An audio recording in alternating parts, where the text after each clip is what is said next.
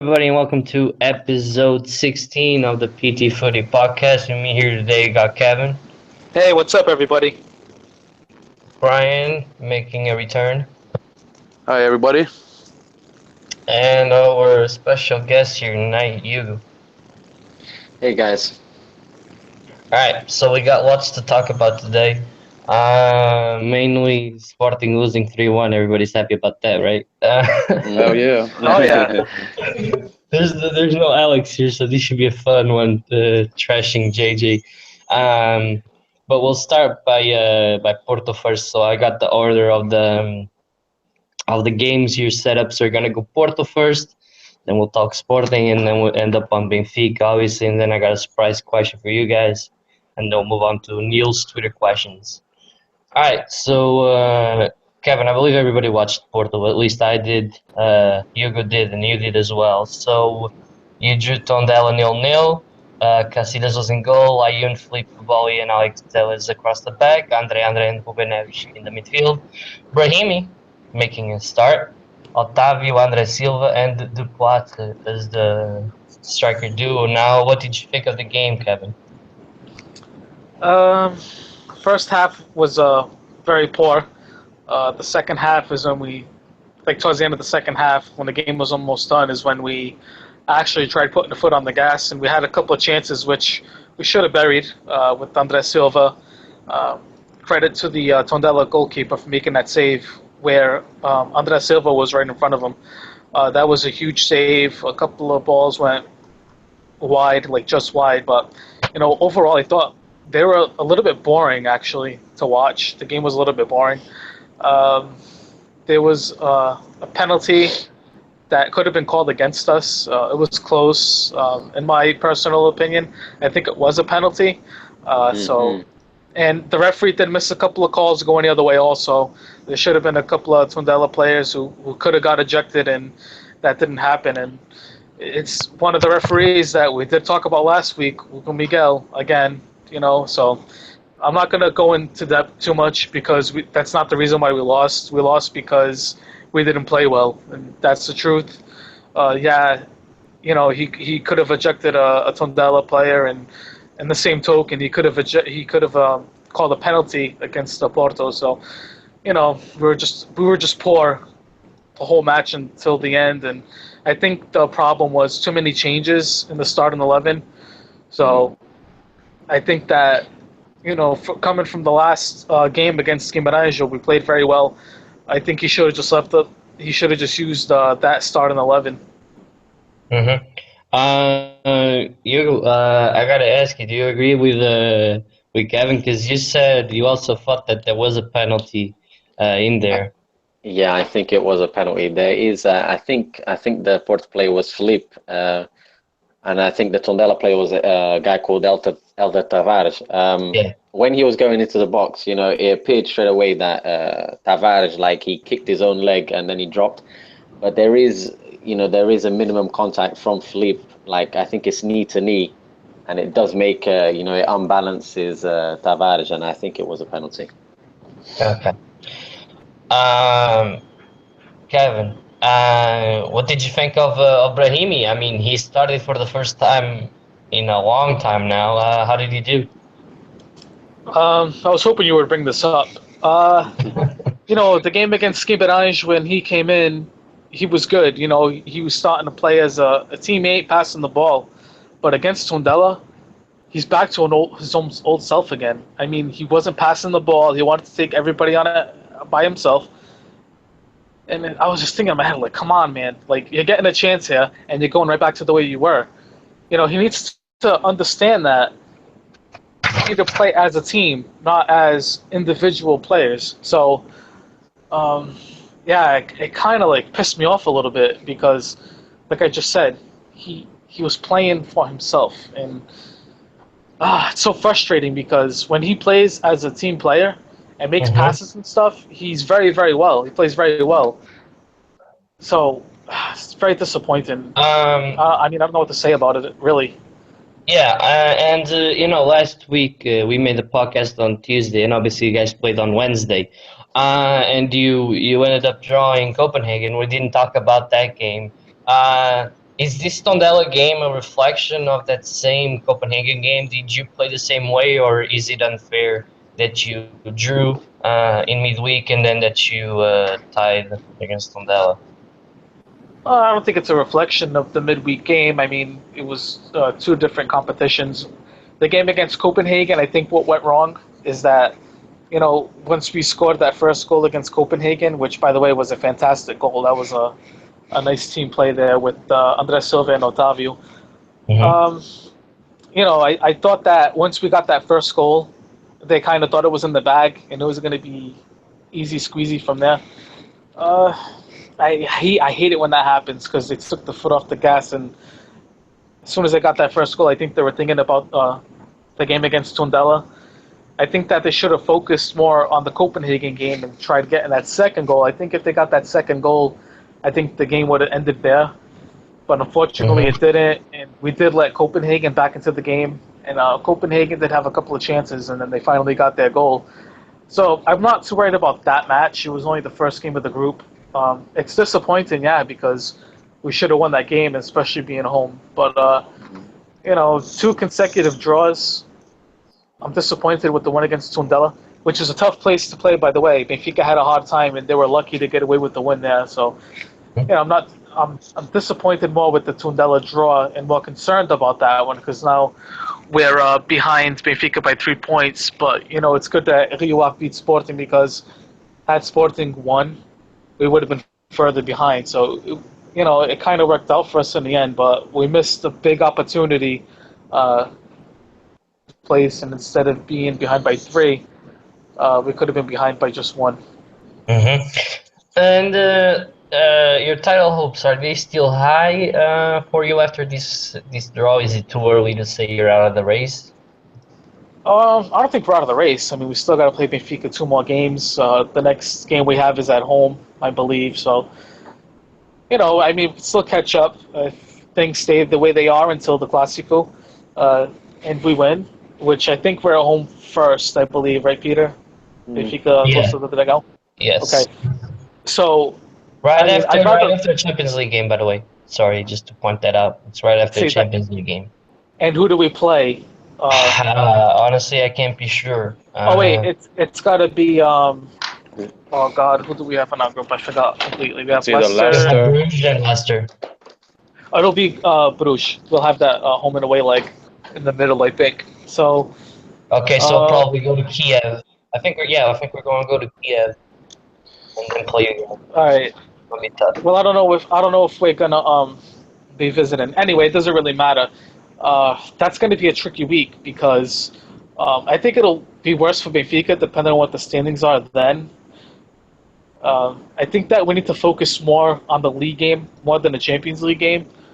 So I think that if we can beat Benfica and tie them at first and try to get, because it comes on a goal difference. But then again, we'll have the tiebreaker because we won at home. So I would have preferred to play the Clásico in the second leg.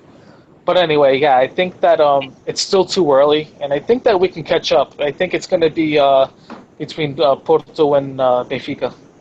Okay. Last question before we move on to Sporting. Actually, a double question. I forgot to ask you earlier, the Copenhagen game. Did you feel like the sending off was fair? Because in my opinion, I think that Otavio dived and got the most out of it. And the second one is that how do you feel Nuno's been doing for the first 5-6 games for Porto? With the ejection, to be honest, I didn't see that play. I watched most of the game, but I missed that.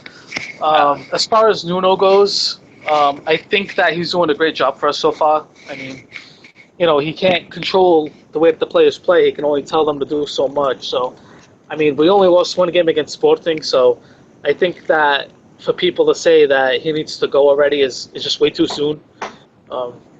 Just give him a chance. The season just started. He got us through against Roma. We should have won the game against Sporting. We started the game very well. So, I think he's doing a good job. I mean, just because we tied Copenhagen at home, which is a big letdown, and tying away at Tondela. I mean, Tondela is a tough place to play, and it's been proven when Benfica visited there, and they just were able to get by Benfica at Tondela. So, I mean, it's still way too early. I think he's doing a good job, and I think he should stay. And I don't know why some people are already, I'm sure it raised a couple of eyebrows. Obviously, I mean, it's 2 draws in a row, 2 games that Porto should have won. But I mean, I'm not too concerned about it right now. Honorable mention to Petit, though, with Tondela and Boavista already managed to snatch up 7 points out of Porto, and those that I remember from the top of my head. So he's been major key for Porto not winning the league titles in the last couple of years, getting points with Boavista and Tondela. Now, obviously, we would have talked about Sporting's midweek performance. I guess we can give it a little bit of a go. I don't have the lineups here with me because we're not going to go too in depth in it because Alex isn't here. But Sporting played Real Madrid and they only lost 2-1, and they could have perfectly won that game. Obviously, as you guys know, Bruno Cesar scored on the 46th minute, and then Ronaldo on the 88th, and Morata on the 92nd. Hugo, I'll start with you. What did you think of the game? Because I'm sure that you watched it. I did watch it, and I think it was very good. Sporting played, very good, and the best play on the pitch was obviously it's actually tied between Gelson Martins and Bruno Cesar. You see the difference Bruno Cesar makes when he's playing in the midfield, and difference when he played the left back against Rio Ave. Against Rio Ave, he was just disgraceful, but we'll get onto that. And he was very good against Real Madrid. And I think, I actually think it was unfair that Sporting lost that match. I'm happy about it, but they should have came out with at least a point. They played very well. I think everybody thought that they played really, really well, and I think Jorge outcoached Zidane by far. Brian, do you think so as well? Yeah, I mean, we're talking about coaching. George Jesus is much older than Zidane. He's had more experience, even though maybe not at that level, of course. But Sporting should have got at least a draw. Like Hugo said, I'm happy they didn't win. I know that's kind of bad on my part being Portuguese, but I'm happy they didn't win. But they should have came off a draw, and so it was disappointing for them. And they left a good image, though. They left a good image for themselves, so that's a positive, I guess. And Kevin, you didn't watch the game because you watched Porto, but you've seen probably highlights and all that, and everybody's speaking highly of Sporting. Why do you think that their almost success was due? From what I saw in the highlights, honestly, I know that people said that Sporting deserved to win. I guess they played very well throughout the 75 minutes or so. So from what I've seen, though, in the highlights, I mean, I didn't see that. I saw something completely different. And then again, this is going by highlights, so I'm not saying otherwise. But Real Madrid played well, and then they do what they always do and end up winning at the end. I'm not really happy that Sporting lost. I mean, I'm not crying about it, but it sucks because we had a tough week to get the coefficients here in Europe. So, it's a bit sad. I believe Braga lost on Thursday. Did they lose Thursday? They drew 1-1. Oh, they drew. Okay, I know they were losing 1-0. So, okay, so Porto drew, Benfica drew, Braga drew. So, and Sporting obviously lost. But yeah, I think Sporting did handle themselves well, though. I mean, we all were cracking jokes that they were going to get a lesson, and Real Madrid was going to be all over them. So credit to them. I mean, it sucks that Benfica tied, and it's just a Portuguese thing. You know how I feel about that stuff, Peter. So I would have rather had the coefficients, and it bothers me a bit that none of the Portuguese teams were able to win, especially Porto. Out of all the European matches between the Portuguese teams this week, I think that Porto was the team that had a sure win. It's kind of disappointing. So, Porto should have won their game in my opinion, or at least in paper. Sporting did well. I mean, we were cracking jokes, but this wasn't so far-fetched. I mean, last question, before we move on to the Rio Ave match. But Hugo, we've seen what Jorge is capable of. Did you think that they could have pulled out a shock win even before, Bruno Cesar scored, before even the match started? I actually did. My dad was saying to me that, Sporting, they're going to lose 5-0. He really hoped for that. But I said, Zidane, I know he won the Champions League, but I think, like Kevin said, he has a lot of experience. And I actually think they could have pulled off at least a draw, and they showed that on the pitch. Jorge Jesus actually played a very good side. Bas Dost was impressive. Bruno Cesar was impressive. Gelson Martins was creating Marcelo all sorts of problems. They were very good. And I think Sporting lost the game because Jorge Jesus was stupid in taking off Gelson and especially Adrian Silva in the second half. Yeah, I think it was Dudu James coming on as well, but James did make a difference as well, to be fair. Yeah. Every Portuguese team didn't manage to get a win. Sporting lost. Now moving on to the weekend, Jorge said it was a reflection of playing midweek. I don't really see how, but they lost the Pilar 3-1. Gil Dias, Tarantini, and Guedes scored for Rio Ave, and Bas Dost scored for Sporting. Before I give you guys opinions, just want to quickly say the Sporting 11. So Patricio was in goal. Some changes, obviously, with Schelotto starting, Coates and Semedo, and Bruno Cesar, a left back, which I'm going to get to that. William Carvalho and Adrian Silva, Gelson, Campbell, Alan Ruiz, and Andre making his first start for Sporting. Alright, guys, listen up. Before I ask your opinion on the game, there's just something that it clicked to me after the game. And I hate to talk about it, and Kevin loves to talk about it.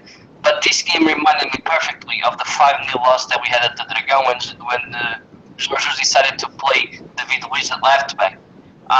Bruno Cesar on that left side looked exactly like David Luiz. Out of place, outplayed. They were creating all sorts of dangers with that left side. Do you agree with me? I do agree with you. Like I said, when we were talking about the Real Madrid game, that we'll get to Bruno Cesar. I think Sporting lost the game. As soon as that starting lineup came up, I said that, Sporting are not going to win here, whether that be a draw or a loss. It was a poor decision playing Bruno Cesar. I know they said Ziegler, he wasn't even on the bench, he was injured, but why not play, he had Jefferson on the bench. I know he's come from injury, but he would always be a better option than Bruno Cesar. Andre playing was a big mistake as well. Bas Dost should have started. And the thing that surprised me the most was Brian Ruiz on the bench, which is arguably Sporting's best player. Bench was I don't even understand what Jorge did. And I do agree with you that it was, in a way, like Benfica losing 5-0 to Porto. He just, when he starts changing the lineups, something's bad's going to happen. And it was bem feita, as we say in Portugal, for Sporting to lose that game. Yeah, Kevin, you agree about the 5-0 comparison here? Yeah, sure. I mean, I love talking about that 5-0 win. It's not only the 5-0 win. I mean, he's been known to, screw it up. He's done it the same game where Calvin scored in the 92nd minute. So, he screwed up there, too. So he screwed up a couple of times. I mean, sometimes he learns his lesson, other times he don't. He has a big mouth. He had it coming to him. He especially what he said before the match, that he's the best coach in Portugal and the team plays for him and blah blah blah. So I mean that was good for Rio to stick it to him, because then the game against Real Madrid, he even blamed the loss because he got ejected from the bench. I mean, come on, it's not the reason why. The reason why is because, like Hugo said, it was the substitutions that he made. And Adrian Silva is a player that should have played the 90 minutes because he was controlling the midfield. Gelson was phenomenal. From what I've seen in the highlights, he took on 3 or 4 Real Madrid players.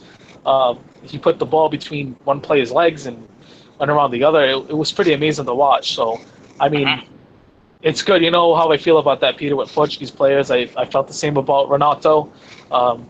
I said he was going to be big for Portugal, which he was in the Euro, and I think that it's going to be the same thing with Gelson once he gets called up to the A squad of Portugal. So, the under 21s of Portugal looking good.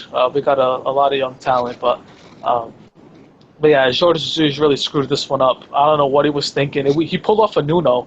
When I seen the lineup that Sporting had, I was like, seriously? I'm like, first Nuno and now him? Like, why are you going to do this in such an important weekend? I know you had a midweek match in the Champions League, but this game is just as important. I mean, you can rotate the squad. I mean, Nuno changed, half the team almost, so it didn't make any sense to me. And I was scratching my head of why both of them made the changes they did, but I mean, it bit him in the ass in the end. Mm-hmm. And Brian, you're the last one in this my opinion here. Do you also agree that this looks exactly like a 5-0 loss that we had at the Dragão a couple seasons ago? Yeah. I mean, it's typical JJ, in which I don't think he's learned too many lessons about that, because you would think he would have figured it out. And I think after such a pre-match press conference where he was talking about how he's the best coach, like Kevin mentioned, he deserved what happened to him, and I think Sporting just got a little too cocky maybe because they played so well against Real Madrid. But it's like the subs. It's Bruno Cesar playing at left back was a terrible decision. And he did that at Benfica with Malgarejo, with David Luiz, like you said. And so it was just overall bad from him. Brian Ruiz not starting. I only saw the second half, but when I found out he didn't start, I mean, I was shocked by that, because it's like Hugo said, that's probably the best player. So that was a crazy decision. But yeah, I mean, he talked a lot. He was very cocky before that game. And we haven't given credit to Rialf, who exposed them. They played brilliant. To me, they had a great game, great counterattacks. Gil Diaz was brilliant. So yeah, they not only did Sporting was poor, but it's a lot of credit due to Rialf. Even the second half, Sporting didn't create too many chances. So yeah, it just proves that I think Sporting these past couple of seasons, or last year and this year so far, has had almost an aura that they are by far the best team in Portugal, even though they didn't win the league. But it proves that anyone can beat them on any given day. They are a great team. They do play probably the best football in Portugal. But yeah, I mean, we saw what Rialf can do. I think Porto should have won the game against Sporting as well. We know how the referees were pretty bad in that game. So yeah, I mean, I'm happy they lost, and hopefully it's a piece of humble pie for them. We'll see. We'll see if they learn. I don't think they're going to learn their lesson. But yeah, like talking about the game now, I've watched the first half, and Rio were very high press, trying to score a goal. They played exactly like they played Porto. I also think they got a little bit unlucky by losing 3-1 against Porto. I think they at least could have gotten a draw or made it all the way. But they won here against Sporting, and I'll credit to them. Like Brian said, Gil Diaz, what a tremendous player he is, and Monaco, lucky to have him, and Leonardo Jardim as well. Tarantini, obviously, that beast in the midfield, and he scored a goal. I think it was well deserved. For everything. Don't forget Rodrigo when he just ran through the whole midfield and gave little Tarantini. We know how Rodrigo was at Benfica, man. He wasn't great. And that just points out how bad Sporting's defense was on that day. How someone like Rodrigo can just fly past their midfield and defense. I mean, he tore Coates a new one. Yeah, but Schelotto was very poor as well. He was like, an autostrada, as we say. He was like a motorway. He was very bad in that game as well. Adrian Silva, if you look at that goal, the first goal, Adrian Silva chased him for a little bit and then just let him run off. He didn't keep going after him, so that was also poor on his side. Yeah, and I think Rodrigo actually nutmegs. He actually passed the ball through the legs of Coates as well, so he looked terrible in that one as well. But so as I said, 1-0, we're all like, okay, just hold off till halftime, don't concede. All of a sudden, we see Edge fly past their defense once again through a long ball. Very good play.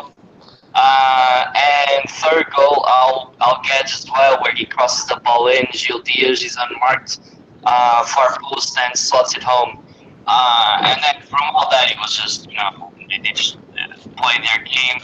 I didn't really pay attention much to the second half because I had another game going on and I was watching both of them at the same time. But from what I've noticed is also that they didn't create anything as well. There were a couple chances. Brian Huish had one, but then really all they had was the goal and then the fake Markovic dive there where he got it. Yeah. And really so. But you give me like your whole overall thoughts on the game and how you have outplayed Sporting here. I think we have to give that we haven't mentioned. Nobody's mentioned him yet. I think we have to give a lot of credit to Nuno Capucho, which is a manager I like a lot. He's from my city in Portugal, Barcelos. He used to go to school with my mum. Blah blah blah. I think yeah, we like him. We like seeing him do well, and beating Sporting was just amazing. But I think he read the game really well. He saw Sporting's starting lineup. He saw Bruno César on the left, and he used Gil Dias and Gedge. He kept on alternating who was playing on the left, Gil Dias or Gedge, and Bruno César could not keep up. As Peter said, when Gedge crosses in the ball to Gil Dias, that comes a third goal. Bruno César just kept on getting caught, and it was very good. Nuno Capucho read the game really well. The second half, after scoring 3 goals, the Rio Ave was a bit more calm. They chilled out for a bit, and that's when Jorge Jesus got a bit nervous, took out André, which shouldn't have started in the first place, and took out Campbell, which we didn't mention, who was not good as well.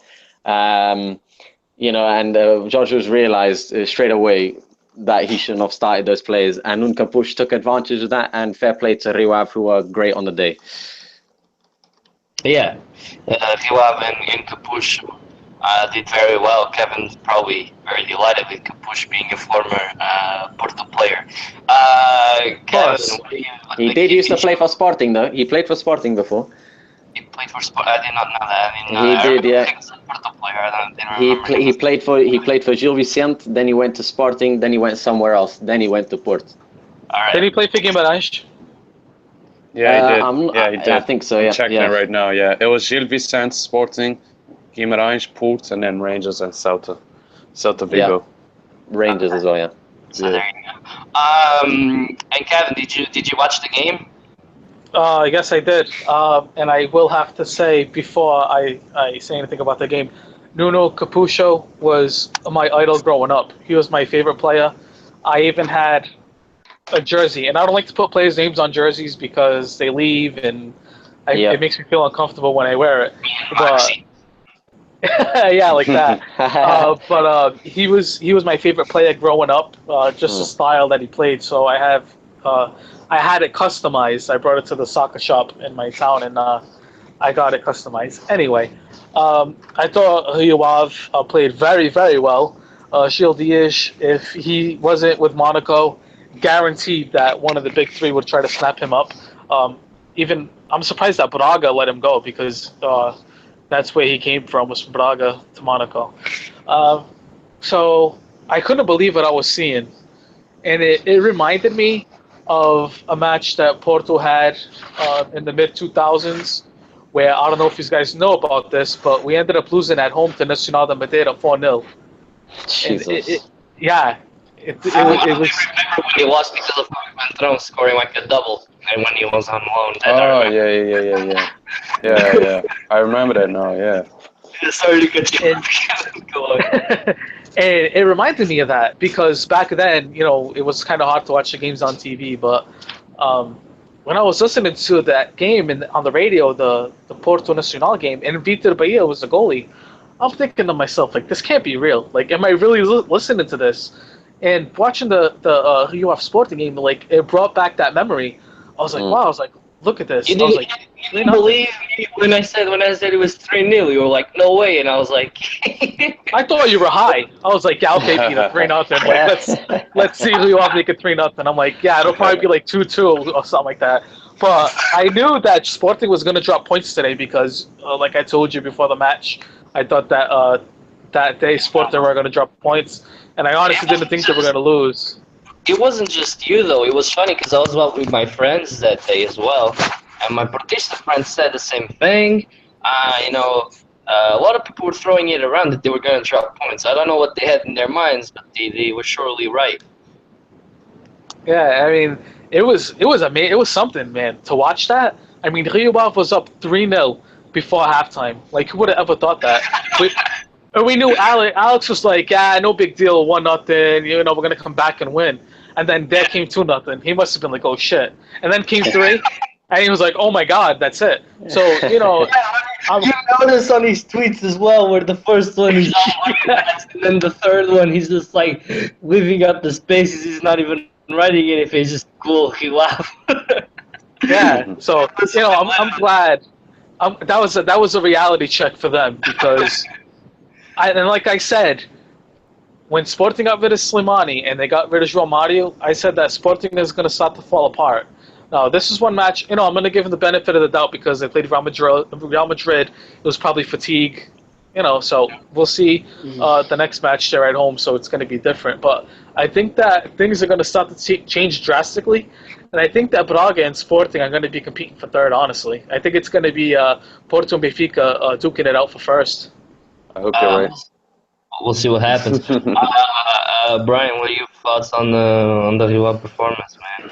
I mean, I saw the highlights and I also watched the second half live, and it was great. It was great. I think Nunko Push, like you guys said, he just saw that team, and it was probably motivation as well. The way JJ talked the day before. I mean, imagine those 3 off players thinking like, wow, they think they're just gonna steamroll us because they play well in midweek. But that didn't happen, and they were probably motivated, and it was brilliant. He saw that Bruno Cesar was left back, and we know he's not a left back. Like you guys said, he was switching the wingers all the time.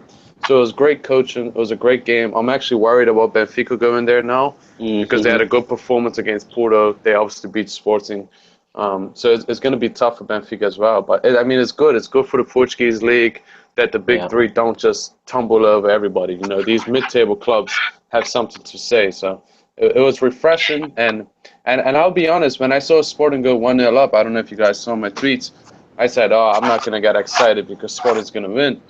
And then when they went 2-0 up, I still said I see Sporting coming back in the second half. And even at 3-0, for some reason, I thought Sporting might still come back. But everybody like that. Yeah, so I'm happy they didn't, obviously. And I will say this: I think if Brian Ruiz gets injured, a serious injury this season, Sporting is going to be in big trouble because he is so influential in that team. He brings 100%. A different dynamic to them, and he's huge for them. So they better hope that he doesn't get injured. So I guess last thing, everybody agrees that Markovic dived on the 90th minute. Oh, 100%. Yes. Yeah. And Adrian did dive before as well, but the referee gave a foul. If anyone caught that one, there was a dive. There was a dive from Adrian, and they got a free kick. Luckily, nothing came out of it, but it was a dive as well, and the referee gave a foul. Yeah, this game, nothing came out of it. This game. What was a little bit annoying, he didn't really play advantage all that much, which is always annoying to see. You know, I like to see the game being played, and sometimes Sporting had possession, he still called the foul, but it was a little bit annoying. But it is what it is. You know, Sporting lost, they dropped points. Thank you, God. And obviously, moving on now to Benfica. Obviously, after their midweek game, they had 5 days of rest, I believe, 5 days, because obviously Braga played on Thursday, so Benfica got lucky and only playing on Monday. So they played Braga 1-3-1. Mitroglou scored twice, Pizzi as well, and then Rosic for Braga on the 90th minute. I'm going to give you guys the lineup. So we got Julius Cesar in goal, Nelson Semedo on the right, Lilu and Lindelof as the center backs, and Grimaldo left back, Feza and Andre Horta. In the midfield, Salvi, Pizzi on the wings, Gedge and Mitroglou. I'll start with you, Brian. Brian, what did you think of the game? Well, it reminded me a lot of last season when we beat Braga 5-1, I believe. Braga had started off really well with some great chances, which they should have finished. But overall, I think Benfica came back into the game. We played well. It was good to see Mitroglou back. And we see what how a real striker makes a difference in the team. He almost scored right away. And I think we played a pretty good game. But I think Lisandro was poor. Lisandro Lopes. I think he was very poor. But I mean, other than that, I just think Braga controlled our midfield a bit better than we did. I felt like we got overrun a little bit. But yeah, I think we had a good game, especially in the second half. Things calmed down. I saw the second half today before I came on here. We weren't that great in the second, but neither were Braga, so it wasn't like crazy chances. And the most important is winning because that takes us to first place. And I think it was one of our better performances of the season, though. So it's an improvement. We have a striker back. Hopefully, we get Jardel back soon. I think Gonzalo Guedes stepped up against Braga as well. I think he played a good game. So it's an improvement. Benfica play like this more often, like we did last week as well. We played at a better tempo. Then we'll see good things will continue to happen. I also think Lisandro had an off game. Lindelof was shaky a little bit at times, but he pulled it off as well. Guys, I finally saw some actual good plays. 1-2s, combination plays, fast plays. That first goal is brilliant. That back heel by PZ, and then Guedes crossing it up to Mitroglou. So, Hugo, what did you think of the game, man? I think it was a very good game. Like Brian said, Braga started off very well. Credit to Júlio César, who done a couple of good saves. Marafona also did good saves. So it was a show of the goalkeepers on that day as well. I would like to just say how, having a striker, the difference it makes, whether it be at Mitroglou, Jonas, or Jimenez, I just wanted one striker back. We got Mitroglou, and you saw the difference it made. Just having someone in the box, for the crosses, for holding up the ball, it was so important. And Mitroglou scored 2 goals, and he got us to win. Guedes was very good. Loads of people were slating him because he should have finished the chances he had against Besiktas. Yeah, everyone has a poor game, but he was very good against Braga. Feza was brilliant. He was like a tractor in the midfield. They even asked Rui Vitória after the game, if you guys saw, saying, "Oh, Rui Vitória, Benfica conceded a goal as soon as Feza came off. Is it a coincidence?" I think it is. If Feza was in the box, maybe he would have headed it out.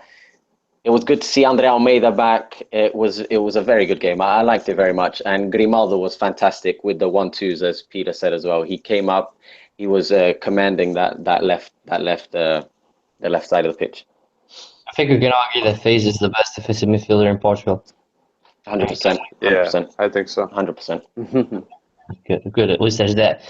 I mean, it was a good game. I liked it. Grimaldo also, honorable mention to Grimaldo, just did that left side wonderfully. He was very, very good. But yeah, it's I gotta ask you this. What's up with PG? Just because last week on the podcast, me, Brian, Kevin, even Kevin was saying, it's frustrating as hell to watch. Like, holy! And then this week, he comes up with a goal and practically an assist. I mean, I know that he didn't assist for a goal, but he made a tremendous back heel that got catch free, and that got us the first goal. When do you guys think this happens with PZ? I mean, there's gotta be a reason for this. Anybody wants to take over? Yeah, I'll just say. All right. Yeah, I was just about to say, it's like my dad says, loads of people, they say a lot of bad stuff about Pizzi, but Pizzi is actually a very important player. He's actually very good player.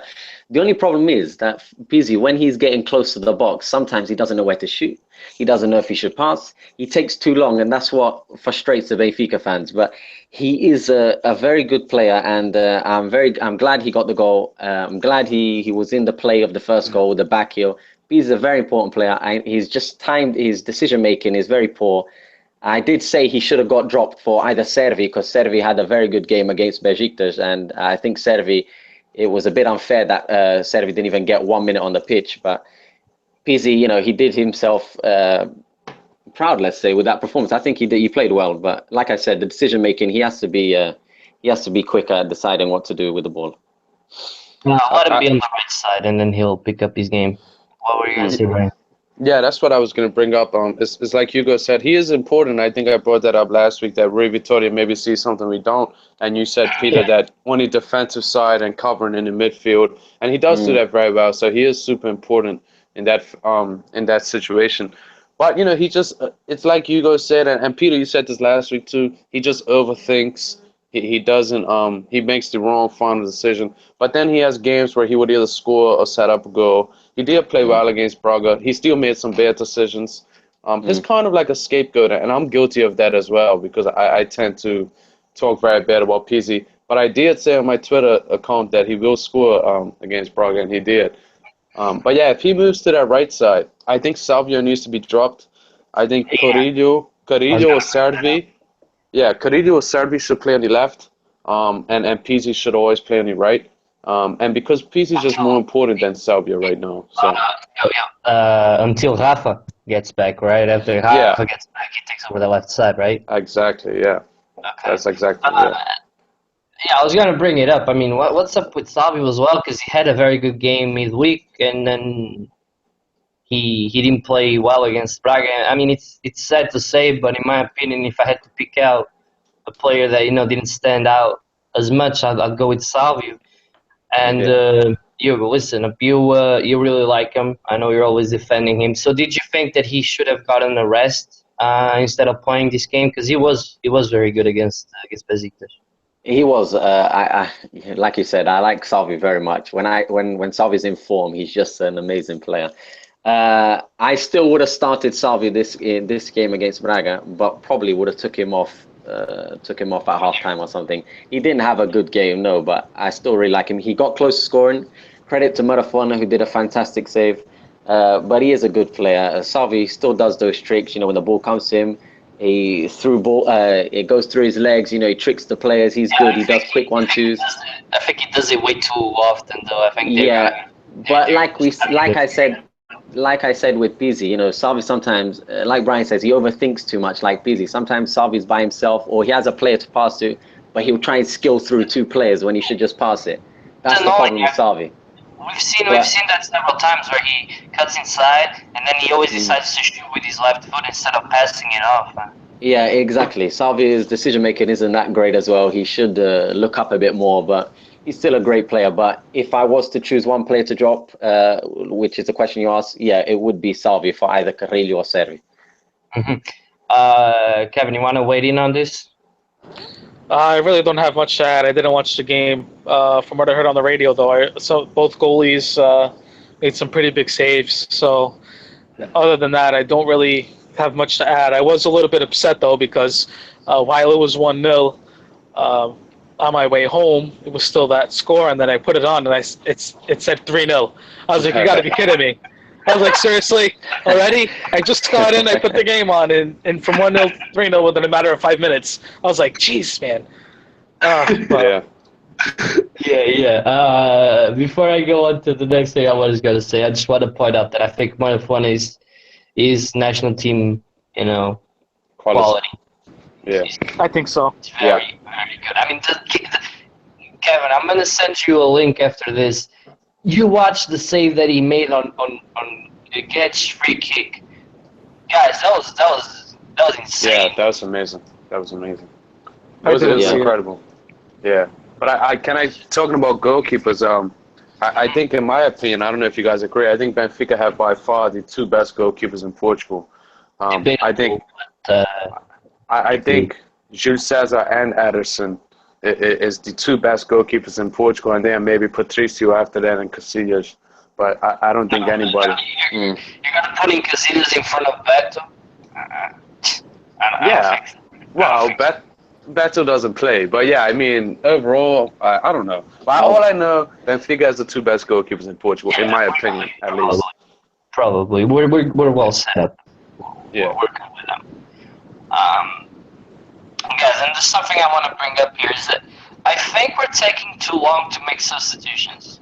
This again, like last week, we're 60 minutes in, and we're losing that midfield. And I'm saying my dad, dude, we can't sub off Mitroglou yet. Why don't we sub off Gedge and bring on Servi and let him play behind the striker like he did? Because at halftime last week, he was the guy with the most tackles made in the team, and he won the most balls out of everybody in the first half, and he was playing as a second striker. I thought that we should have brought him in. He would have helped out a lot. But my question is, are we taking too long to make substitutions, Brian? What do you think? Yeah, I definitely think so. Me personally, whether it's playing FIFA or just watching football, I feel like the 60-minute mark is always a mark to make a substitution.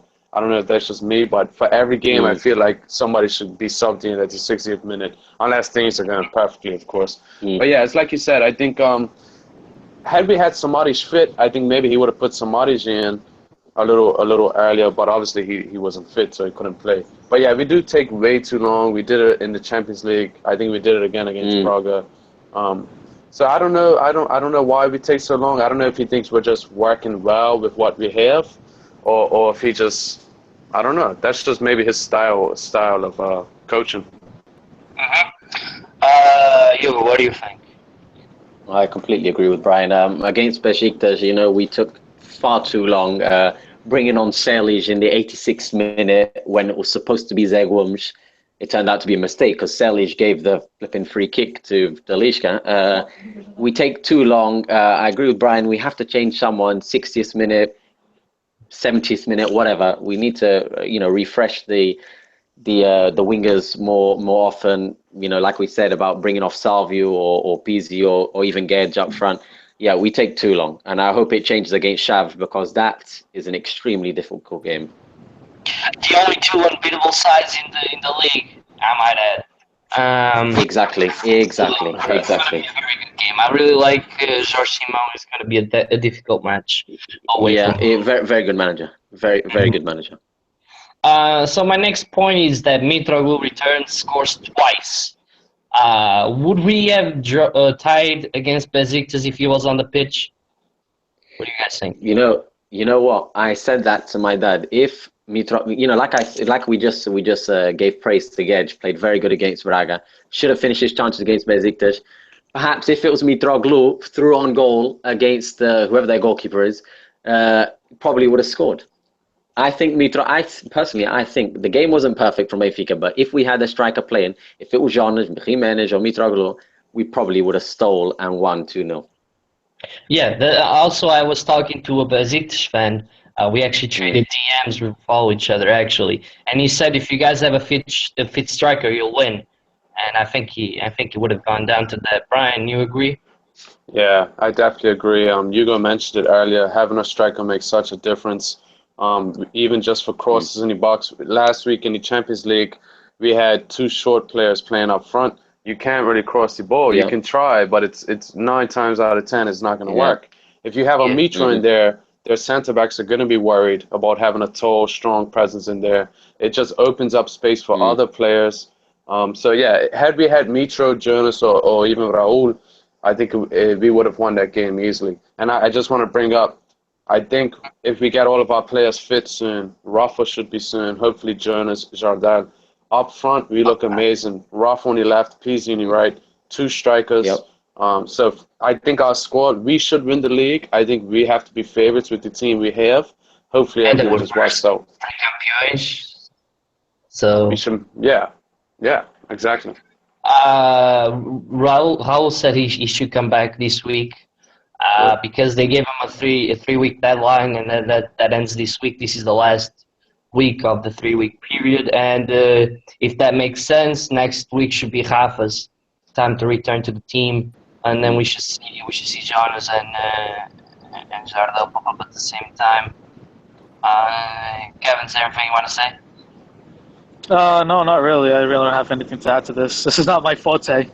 You got something to add on this next one, because this next question gonna be, and not really a question, it's just more something that I want to say, because he was up on my ball earlier today, and that Pep Guardiola flew in incognito, got Grimaldo.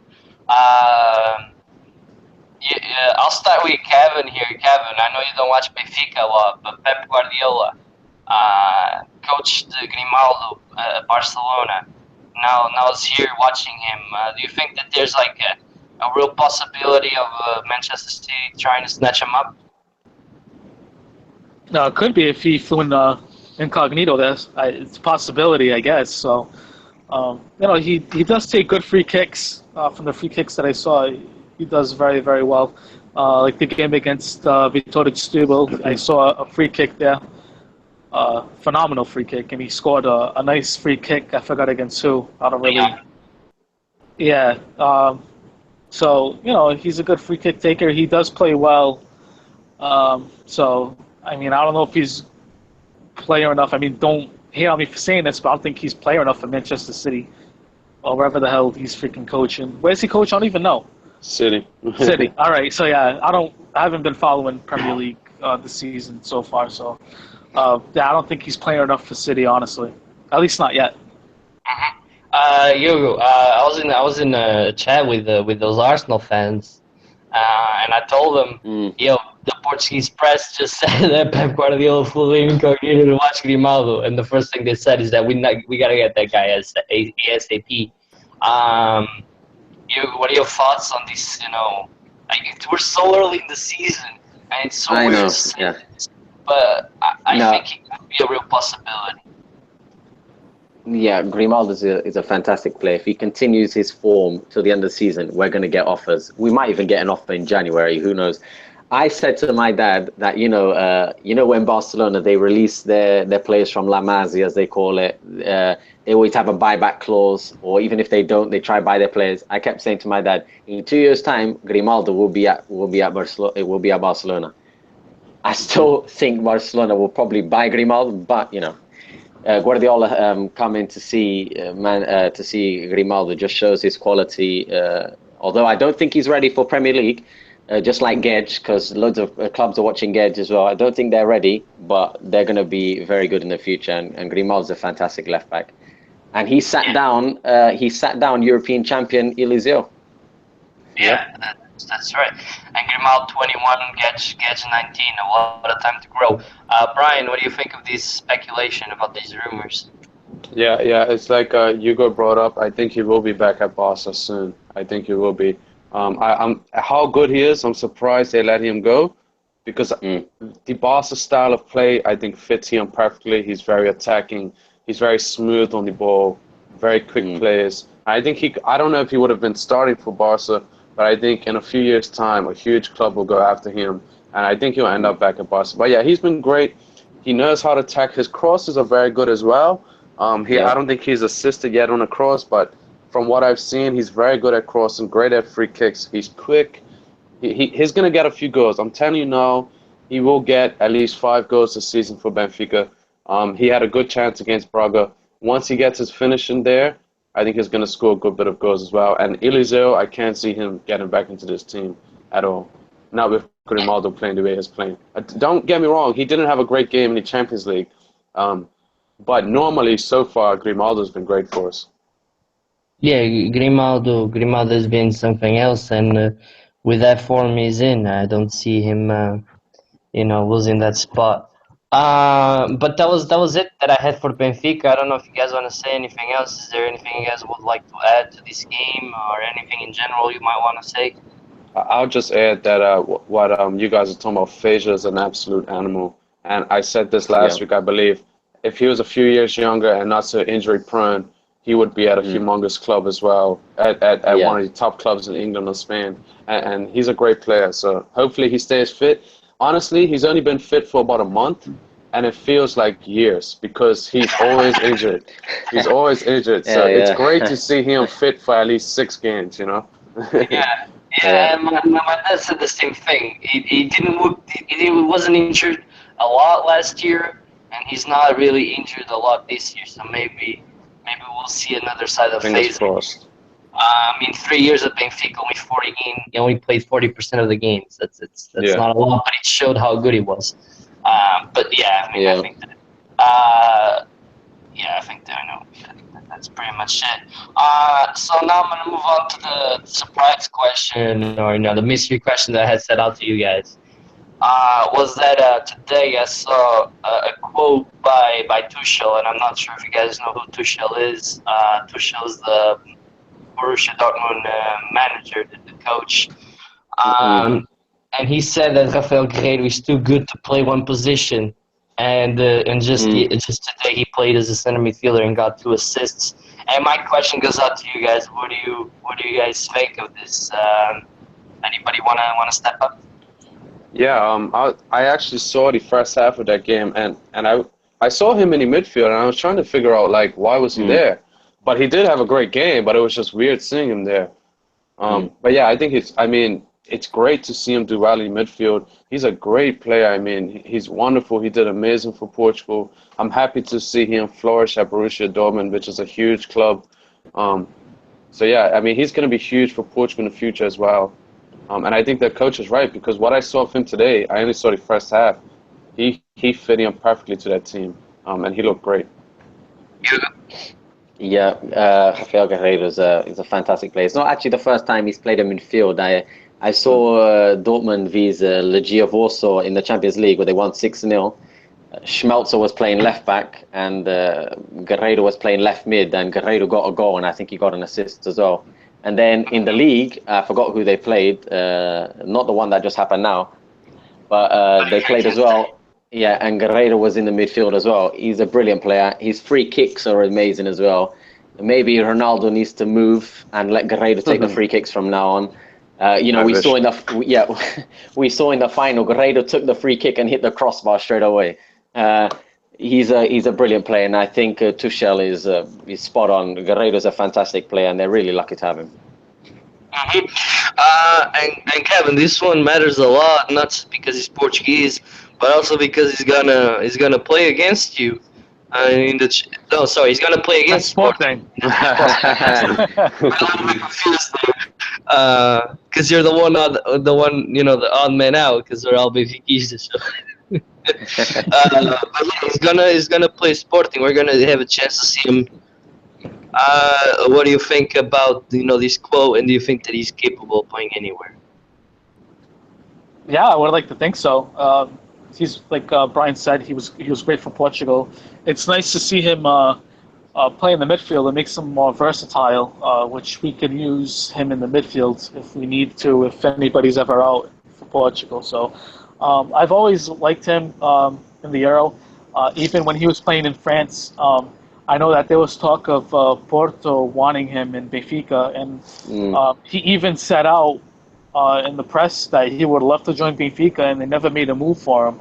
So I was kind of surprised at that before he was as big as he is now. So I was actually surprised at that none of the Portuguese teams made a bid for him, and now he's at Borussia Dortmund. So good for him. It is good for Portugal, and that's all I gotta add to Guerreiro.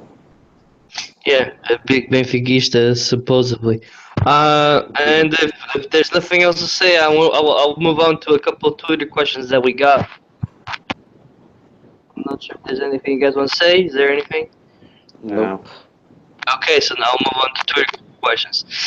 I got one here that was one day ago by Anthony Menez, and he asked maybe, but I think it's a bit early to say that none of the big three have looked too impressive so far. Is it Braga's year? What I would say about that is that I think Braga's best chance was 2010. I mean, maybe in the future, but I don't think anytime soon. The top three are just getting stronger.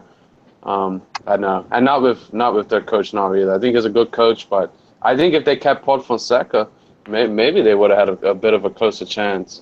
But yeah, no, it's not their year. No way. No. Yeah. Yeah, I think everybody agree on this. Yeah, I agree. Well, of course, but I think Braga can challenge for third place and try get a Champions League spot. Yeah, definitely for that. Speaking about the big three not looking too bright, it is the first game of the season. Some players, the new players, are still trying to gel. Porto have a lot of players that still haven't showed a lot, especially Depoitre. I had to talk about Depoitre here today. I do not like that player at all. He was so poor, and he was not good. He didn't look bright at all. You know what? Actually, I didn't even say anything about the Porto game against Tondela. What's funny is that Adrian Lopes was actually Porto's best player when he came on.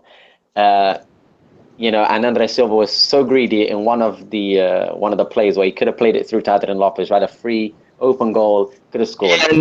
Yeah, and he shot it wide. Yeah, exactly. So yeah, it does take a bit of time for the big three, for some of their players to gel. Sporting have loads of new players. Benfica still have, Danilo and Zivkovic to come as well. So yeah, it does take time. So now next question here is from Neil. And before I say this, I'm not taking anything away from Sporting and Porto's academy. I know that they're amazing.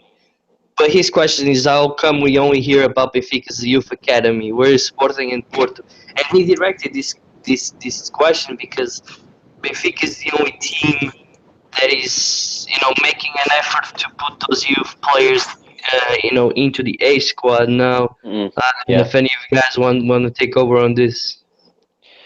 I agree. Benfica at the moment is the only one that's trying to force, not force, but Rui Vitória is pushing a lot of players. Zé Gomes and I think Ruben Dias. They're always training with the first team. I think Porto doesn't get a lot of credit as well because as we know, Porto Beer won the second division, and there was loads of players that were made in the Porto Academy. I think the Porto Academy is one to look out for. Sporting, their manager Jorge Jesus, he doesn't really like them. The only ones is Ruben Semedo and Gelson, and the other ones have been either loaned out, Tobias, all of those players. And just say come back. Yeah, exactly. And what's funny is that Jorge Jesus said at the beginning of the season that Palhinha and Podiense will be part of the squad, and Podiense is at Moreirense and Palhinha is at Belenenses. So. And Podiense was probably their best player in the preseason. In the preseason, exactly. And just say about Porto as well, again, about their academy, like I said, they don't get enough credit. The players are not looked at. The only player that's from the Porto, the only player that's at the Porto Academy that's in the first team is Ruben Neves, and we all know Ruben Neves is a great player. But listen up. Yeah, Andre Silva. They're the only ones, and Porto actually have a lot of quality. Listen, Rafa, we didn't mention Rafa at all in their game against Rio versus Sporting. He was huge and he's from the Porto Academy as well. Exactly, yeah. Okay, so sorry, I almost forgot about Rafa. The Olympic team that Portugal played in the in the Olympic Games, most of them, about 7 players were from Porto, and they all played very well. Another guy is the midfielder. Yeah, I really liked the left back, something Fonseca. He was brilliant. Paciencia played good, although I don't really like him that much. But Gonçalo Paciencia probably a better option than De Poitre at the moment. And now he's at Olympiacos. But yeah, Porto have a lot of good players as well. Just Nuno needs to open his eyes. Brian, you want to weigh in on this? Yeah. I was gonna say, Porto had a few players come up, like the striker and other players as well, Ruben Neves. Benfica now is the team, like Hugo said and Neil said. We really are trying to get our youth involved. Our president said that a couple seasons ago that we will use more youth soon. And you can see Rui Vitória is trying to do that. He really does trust our youth. Like, it's not just putting them in there. He fully has confidence in them. And I think that's great for the academy because now they can look on and think, well, I can make this first team. While at Sporting, someone like Medeiros, I think he's learned out to Boavista this season. I was shocked. I was shocked by that because he had a great season. Watch him play a goal next week versus Porto because they play him on Friday. He had a wonderful season last year at Moreirense, and so I was shocked they let him go out on loan. But yeah, I see Benfica with Nelson Semedo. Well, technically our academy players is André Horta, Lindelof, Gonzalo Guedes, and Jack Gomes. In the last game I'm talking about. I mean, that's 4. And plus you got Nelson Semedo from the B team and Andre Almeida as well. Yeah, so. Ederson counts as well. Ederson, yes. Ederson, yeah. So there you go. Kevin, why do you think that Porto and Sporting are, reducing? How am I supposed to? They're not pushing their youth players enough than Benfica is. Why do you think that's the case? I mean, I kind of disagree with you guys a little bit. I think that, like Hugo said, Porto won the second division last year. with a lot of young players. So but how many of them are on the Porto team? There's only one. I don't know. Yeah, but that's because Why is that? That's because the coaches ain't taking their chances. That's the only reason why. But it doesn't mean that the youth isn't that great, because it is. That's what I started up by saying, is that I'm not saying their youth is bad. I'm asking, and Neil's asking, why are they not, putting in the effort to putting these guys into the team? That was basically the question. Like, why is Benfica, like Neil just said, ending the game with 6 Portuguese players on the pitch, and then in Porto and Sporting doing the complete opposite?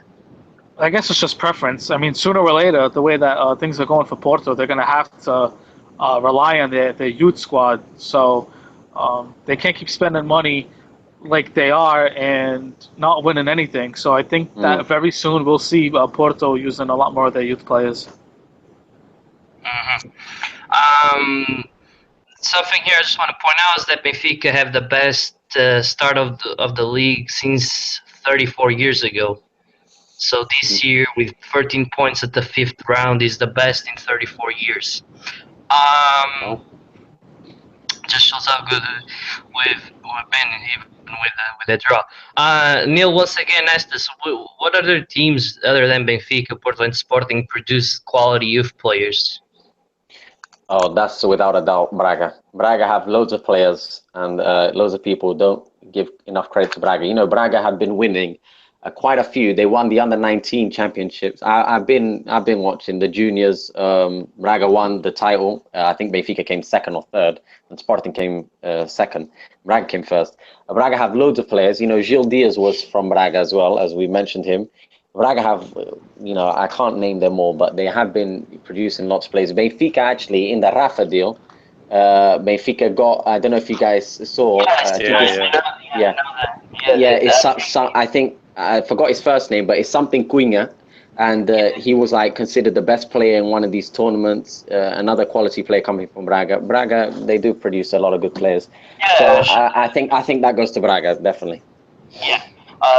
Shout out to Elvisto Vermelho, Ibranco blog. Their Twitter is @Elvisto Vermelho, and the guy Rui Pinheiro said exactly that Benfica snatched up a great player, because he's always doing the reviews and all that of the players, and he said he was a tremendous player that Benfica snatched up. Yeah. So Neil, once again here, just saying that Mitroglou just needed some confidence. Can't wait for Jonas to come back so they can contribute to another 60 goals. Funny trivia, Raul, Jonas and Mitroglou got about 73 goals last season, all combined. Here's the one before the final question. Here is by Kyle, and he asked, do you guys think that Chaves or Feirense will go down? Too early to say, but I'd like to hear your opinion. I'll start by myself. I don't think either of them are going to go down. I think that, right now money would probably be on Marítimo and Tondela. We'll see how they do. You, what do you think? So I didn't really hear the question that properly. Can you just repeat it? Do you think that Chaves or Feirense will go down? Too early to say, but I'd like to hear your opinion. It is too early. No, I don't think Chaves are. I think Chaves have a really good manager. I admire Jorge Simão a lot. The work he did at Belenenses, especially past Ferreira last year. They were just shy of Europa League by 1 point. I was surprised he left. He wanted a new challenge. And, we're 5 games in and Chaves still haven't lost. So I think Chaves are definitely not going down. I hope they don't. Well, if they put tickets at €80, maybe they should go down. Feirense, they've started off well as well, but they are a candidate to go down ahead with Tondela, and those sort of clubs. Maybe Nacional as well, who've done pretty poor. Chaves will go down. Brian. Yeah, I have to agree. I think Chaves will be a surprise and they'll stay up. They do have a good coach, like Hugo brought up. I haven't watched too many of those teams, right? But I just feel like Feirense will go down, and I think Tondela is going to get that. They just about survived last season. I don't think they'll survive this year. So I think Tondela and maybe Feirense will go down this season. Kevin? I don't think that Feirense is going to go down. They're right up there next to Braga. I know it's still early, but Chaves and Feirense are right at the top of the table with the Rio Ave and stuff. So I just don't see Fidesz or Chaves going down. Okay. All right, real quick, guys. Nice and short. Kyle asked who's better. He made a poll. You can vote on that. I already retweeted it. Corona, Carrillo, and Markovic. You go first. Ooh, now I don't want to be biased for saying Carrillo. I like Carrillo very much, but I think Corona is a fantastic player. Loads of Porto fans slate him a lot, but at the moment, I would say Corona. Brian. I mean, normally I would pick Markovic, but since he hasn't played in so long, Yeah, I don't know exactly how he's going to do at Sporting. And Carrillo as well, he hasn't played much. I think he's amazing quality. But yeah, it'll probably be Corona just because he's been playing more. And yeah, but overall, if I had to pick a player that I would want at Benfica, knowing his inform, I would pick Markovic. Kevin. Yeah, I'll go with the other two guys, Corona. Okay, yeah, I would go Corona and Carrillo. But Corona, you had to choose one. And I think that's all I got. I don't have any more questions. So, Kevin, if you want to do your usual roundup of the table. Yep. Let me start with the second division. Hold on, it's loading up for me. Okay, here we go. 7th Jornada, Académica 3, Famalicão 0, Friamundo 0, Benfica B 0, Penafiel and Faf 1-1, Sporting Pinhel Gil Vicente 2-2, Despedidas Aves 3, Académico 2, Braga B and Varzim 1-1, Sporting da Covilhã and União da Madeira 1-1, Leixões 0, Vizela 0, Portimonense 1, Covid da Piedade 1. Jeez, that's a lot of draws. Santa Clara 2, Porto B 0, which I am happy with that. I'm happy that Santa Clara won. Olhanense 0 and Guimarães B 3. For the standings, for the second division, Santa Clara is in first place with 19 points, and I'm so happy. I really hope they come back up to the first division. Second place, Portimonense with 17. Third place, Vizela with 13. Fourth place, Despedidas Aves, Penafiel, and Covid da Piedade with 12, along with Benfica B. They also have 12 points. Eighth place, Braga B, Académica, Faf, Guimarães B, and Porto B with 10 points.